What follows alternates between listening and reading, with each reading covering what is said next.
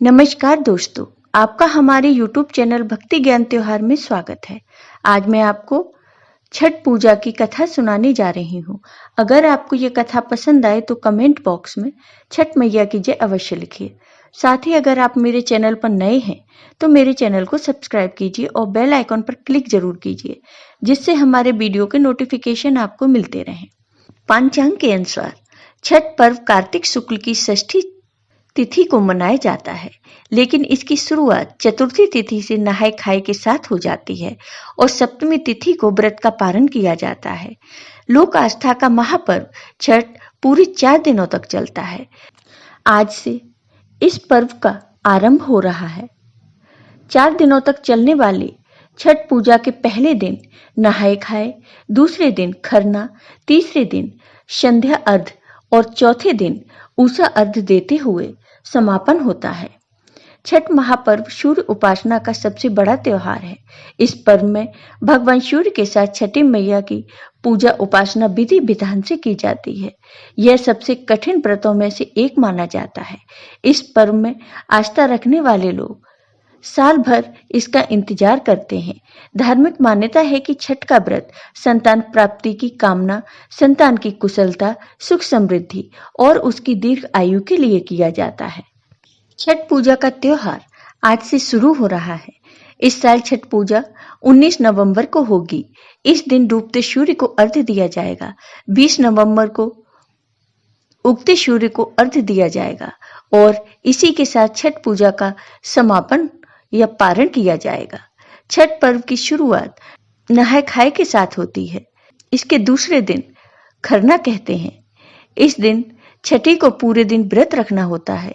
शाम को व्रती महिलाएं खीर का प्रसाद बनाती हैं। छठ पर्व के तीसरे दिन सूर्य देव की पूजा की जाती है। इस दिन महिलाएं शाम के समय तालाब या नदी में जाकर सूर्य भगवान को अर्घ्य देती हैं। चौथे दिन सूर्य देव को जल देकर छठ पर्व का समापन किया जाता है। इस त्योहार को सबसे ज्यादा बिहार, झारखंड, पूर्वी उत्तर प्रदेश और पश्चिमी बंगाल में मनाया जाता है। साथ ही इसे नेपाल में भी मनाया जाता है। इस त्योहार को सूर्य षष्ठी के नाम से भी जाना जाता है। छठ पूजा का पर्व संतान के लिए रखा जाता है। छठ में 36 घंटे का निर्जला व्रत रखा जाता है। पौराणिक ग्रंथों के अनुसार भगवान ब्रह्मा की मानस पुत्री और सूर्य देव की बहन है षष्ठी मैया। इस व्रत में षष्ठी मैया का पूजन किया जाता है, इसलिए इसे छठ व्रत के नाम से भी जाना जाता है। अब सुनते हैं छठ पूजा की ये कथा। पौराणिक कथाओं के अनुसार जब ब्रह्मा जी ने सृष्टि की रचना प्रारंभ की तो उन्होंने अपने शरीर के 2 हिस्से किए, दाएं भाग पुरुष और बायां भाग प्रकृति। प्रकृति के छठे भाग से षष्ठी देवी की उत्पत्ति हुई है। इनको देवसेना भी कहा जाता है। जो व्यक्ति षष्ठी देवी की पूजा करता है उसके मन की मुराद अवश्य पूरी होती है। प्रकृति का छठा अंश होने के कारण इन देवी माँ का एक प्रचलित नाम षष्ठी है, जिसे छठी मैया के नाम से जानते हैं। एक समय की बात है, एक राजा प्रियवंत थे जिनकी पत्नी का नाम मालिनी था। विवाह के काफी वर्ष बीतने के बाद भी उनके कोई संतान नहीं हुई। तब उन्होंने कश्यप ऋषि से इसका समाधान पूछा तो उन्होंने पुत्र प्राप्ति के लिए यज्ञ करने का सुझाव दिया। कश्यप ऋषि ने पुत्र प्राप्ति के लिए यज्ञ किया और राजा की पत्नी मालिनी को प्रसाद रूप में खीर खाने को दी। उसके प्रभाव से रानी गर्भवती हो गई, जिससे राजा प्रियवंत बड़े खुश हुए। कुछ समय बाद रानी ने एक पुत्र को जन्म दिया, लेकिन वह भी मृत पैदा हुआ। यह खबर सुनकर राजा बहुत दुखी हो गए। वे पुत्र के शव को लेकर शमशान गए और इस दुख के कारण अपना भी प्राण त्यागने का निश्चय कर लिया।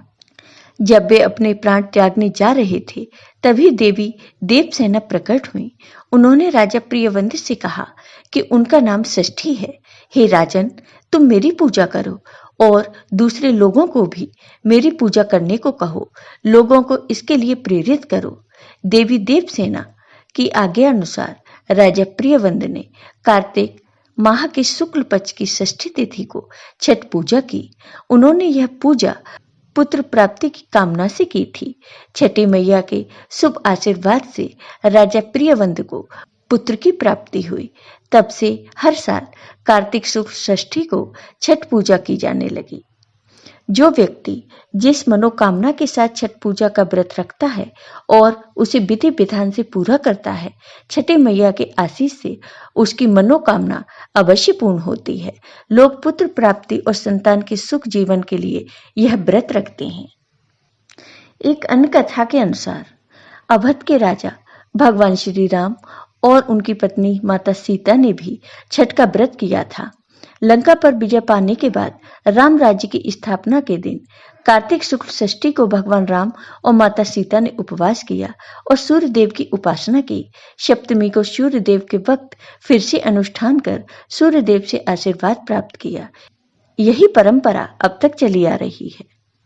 पौराणिक कथाओं में बताया गया है, छठ का व्रत करने के प्रताप से ही पांडवों को उनका खोया हुआ राजपाट फिर से प्राप्त हो सका। जब पांडव अपना सारा राजपाट जुए में हार गए, तब द्रौपदी ने छठ व्रत रखा।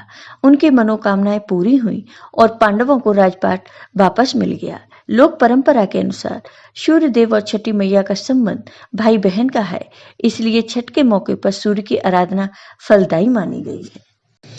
जय हो छठी मैया की। आपको ये वीडियो पसंद आया हो तो कमेंट बॉक्स में कमेंट करके जरूर बताइए। साथ ही मेरे वीडियो को ज़्यादा से ज़्यादा शेयर करिए। धन्यवाद दोस्तों।